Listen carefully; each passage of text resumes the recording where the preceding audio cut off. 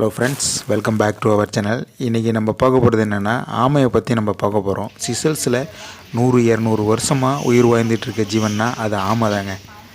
ஆமையை சிசல்ஸில் ஒரு நேஷ்னல் அனிமலாக வளர்க்குறாங்க. அது சிசல்ஸு பொட்டானிக்கல் கார்டனில் நிறையா ஆமையெல்லாம் வளர்க்குறாங்க. அதுக்கு சாப்பாடெல்லாம் கொடுத்து அதுக்கு பராமரித்து அதுக்குன்னு தனியாக ஆள்லாம் போட்டு பராமரித்து அதுக்கு சாப்பாடெல்லாம் புல்லெல்லாம் கட் பண்ணி கொண்டாந்து கொடுத்து அதை வளர்க்குறாங்க. அதை குளிப்பாட்டுறது, அதுக்கு சாப்பாடு கொடுக்குறது, அதை அந்த ஏரியாவை சுத்தம் பண்ணுறது, அதுக்குன்னு சிசல்ஸ் கவர்மெண்ட்டு எடுத்து செஞ்சு டூரிஸ்ட்லாம் நிறைய பேர் அதை சுற்றி பார்த்துக்கிட்டு அதுக்காகவே ஆமையாக வளர்க்குறாங்க. சிசல்ஸ் நேஷ்னல் அனிமலாக வச்சுருக்காங்க ஆமை.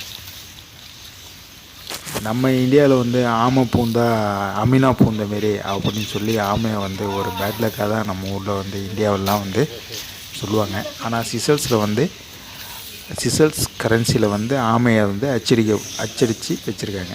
சிசல்ஸ் கரன்சியில் காயின்லலாம் ஆமையை அச்சடித்து வச்சுருக்காங்க. இதை ஒரு அனிமலாக, நேஷ்னல் அனிமலாக அந்த நாட்டில் அவங்க வச்சுருக்காங்க.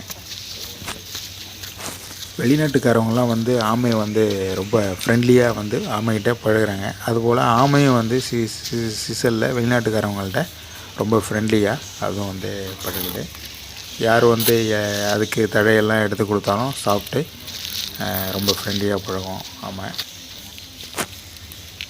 ஆமை பொட்டானிக்கல் கார்டன்லேயும் வளர்க்குவாங்க. அதுபோல் சிசல் வீட்லேயும், அவங்க வீட்லேயும் ஆமையை அவங்க வீட்டு தோட்டத்துலேயும் கூண்டு கட்டி அதுக்கு வளர்ப்பாங்க. அவங்களும் அதுக்கு சாப்பாடெல்லாம் பப்பாயா, ஃப்ரூட்ஸு, வெஜிடபிள்ஸு, காய்கறி இதெல்லாம் தழையெல்லாம் அதுக்கும் கொடுப்பாங்க. கொடுத்து அவங்க வீட்லேயும் வளர்ப்பாங்க ஆமையை. ஆமை ஒரு நல்ல அனிமல் தான். அதை குட் லக் அப்படின்னு நினச்சி தான் சிசலில் வளர்க்குறாங்க. எல்லாம் கெஸ்ட் ஹவுஸு, ஹோட்டலு அந்தமாரி இடத்துலலாம் நிறைய இடத்துல ஆமையை அழகுக்கு அங்கே வாசலில் வச்சுருப்பாங்க. விளையாட்டுக்காரவங்களாம் சுற்றி பார்த்துட்டு என்ஜாய் பண்ணுவாங்க. ஓகே ஃப்ரெண்ட்ஸ், தேங்க்யூ ஃபார் வாட்சிங். நீங்களும் ஆமையை பார்க்கணுன்னா சிசல் வாங்க. சிசல் பொட்டானிக்கல் கார்டனில் சிசலில் நிறையா ஆமை இருக்குது. நீங்களும் ஆமையை பார்த்து என்ஜாய் பண்ணுங்கள்.